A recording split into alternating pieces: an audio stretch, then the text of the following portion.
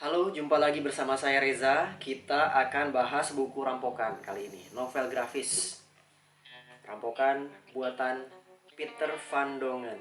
Peter van Dongen ini komikus asal Amsterdam, Belanda. Tapi dia nulis Rampokan yang bercerita tentang tradisi pemburuan harimau di tanah Jawa. Ini gambar orang-orang yang memegang tombak yang nantinya akan memburu harimau ini. Ini salah satu kontributor terhadap punahnya harimau Jawa juga sebenarnya tradisi ini. Dan si Peter van Dongen ini mengaitkan tradisi rampokan dengan kisah si Johan Nevel. Johan Nevel ini tokoh utama dalam novel grafis ini. Dia seorang keturunan Hindia Belanda, tapi dia balik lagi ke Hindia Belanda setelah sebelumnya sekolah di Belanda. Dan ketika balik lagi ke Hindia Belanda itu, Indonesia ternyata sudah merdeka. Peter van Dongen sendiri dia punya nenek, ibu, dan kakek yang lahir di Hindia Belanda. Jadi ketika dia menyusun novel grafis ini, dia balik lagi ke tempat leluhurnya lahir dan riset dalam-dalam sehingga jadilah Rampokan. Dan ternyata gambarannya cukup lengkap. Di sini ada juga pembahasan tentang tradisi Sanro di Makassar, ada juga pembahasan tentang betapa penjajahan Indonesia itu sebenarnya bukan hanya dilakukan oleh orang-orang berkulit putih, tapi juga melibatkan manusia berwarna kulit seperti saya. Tadi kan saya sudah cerita tentang Johan Nevel. Johan Nevel yang balik lagi ke tempat kelahirannya dia.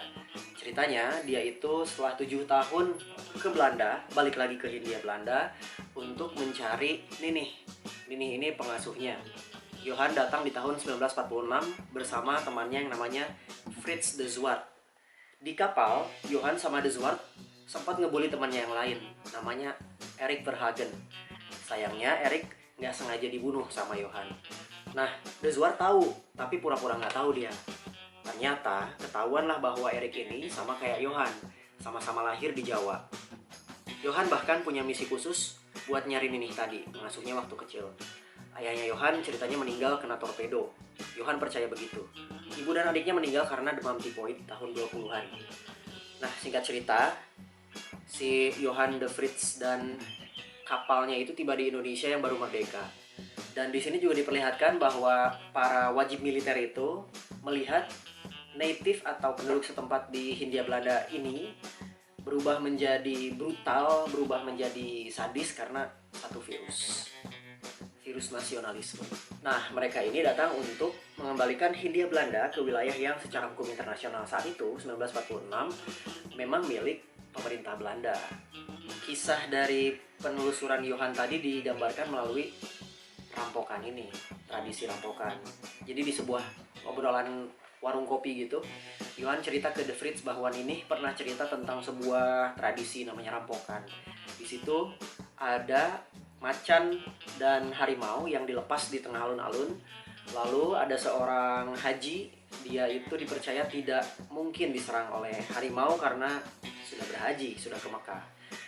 Ternyata di satu kesempatan haji ini diserang oleh harimau. Harimaunya kabur. Nah, itu dikejar oleh warga setempat. Biasanya harimaunya langsung dibunuh dengan tombak ketika mereka mau lari itu sama warga. Tapi ini berhasil lari dan membunuh si haji tadi. Itu ternyata seiring dengan pencarian Johan terhadap Ninih. Saya nggak bakalan ceritain semua kisah yang ada di sini, tapi ada beberapa catatan yang menarik tentang sudut pandang orang Belanda terhadap kemerdekaan Indonesia. Satu, nasionalisme. Di satu sisi nasionalisme menurut orang pribumi, let's say demikian istilahnya, itu membebaskan karena selama ratusan tahun mereka menjadi korban dari sistem stigma superioritas orang kulit putih. Begitu ada semangat nasionalisme pembentukan negara baru setelah Perang Dunia Kedua, Indonesia punya kesempatan untuk mendirikan Indonesia for Indonesians. Makanya orang-orang kulit putih diusir, padahal mereka juga lahir di Hindia Belanda. Dua, keterlibatan orang-orang dari luar Hindia Belanda terhadap kemerdekaan Indonesia.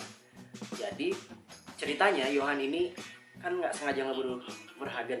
Verhagen ternyata dia itu desertir. Desertir itu pengkhianat lah istilahnya untuk seorang tentara.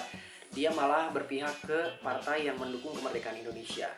Jadi begitu si Johan Nevel berganti peran sebagai Verhagen karena dua-duanya mirip, jadi si Johan ini juga dikejar oleh pemerintah Belanda karena dikenal pengkhianat. Tapi oleh orang Hindia Belanda, dia juga dikenal sebagai penjajah karena ya tampilannya kulit putih.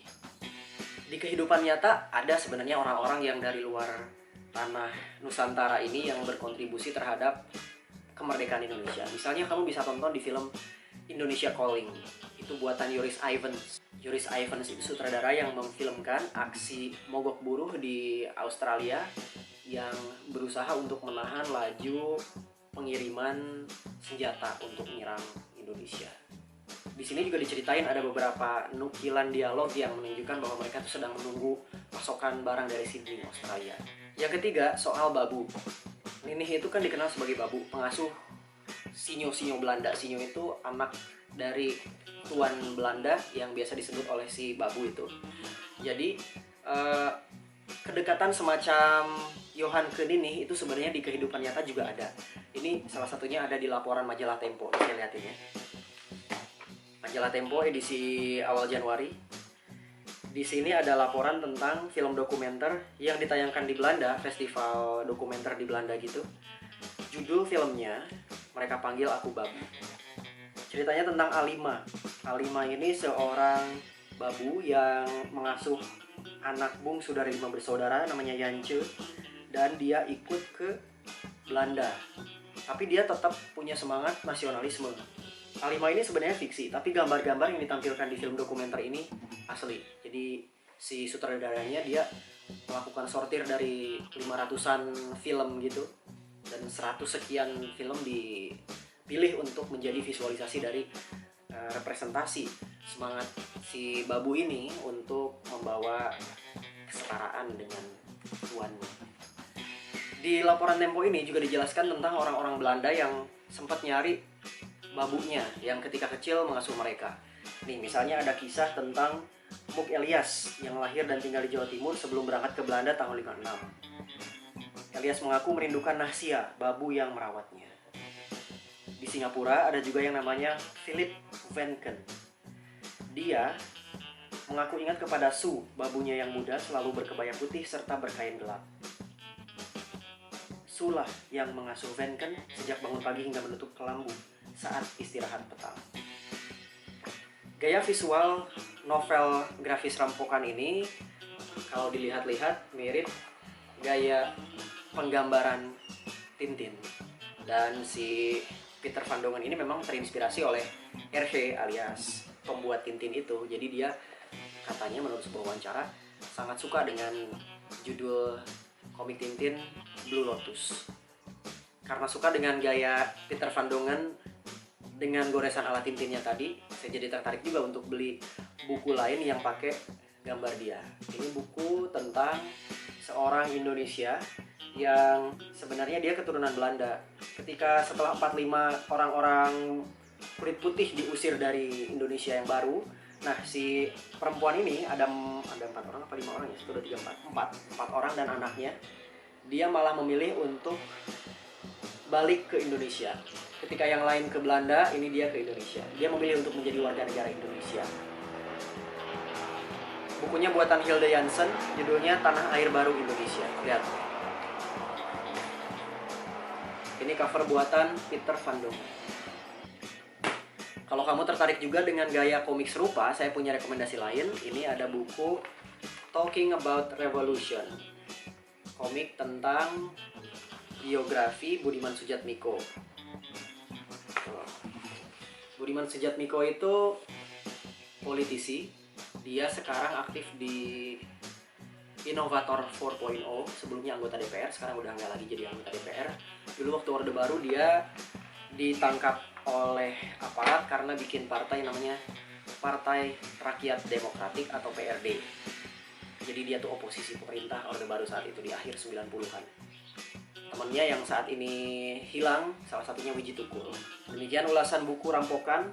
Kita ketemu lagi di edisi berikutnya. Kalau kamu tertarik buat beli yang edisi yang baru, juga ada cover jenis lain yang dijual di toko-toko buku. Dan ini yang saya pegang berbahasa Inggris, mungkin yang cover baru berbahasa Indonesia juga ada. Sampai jumpa di ulasan buku berikutnya.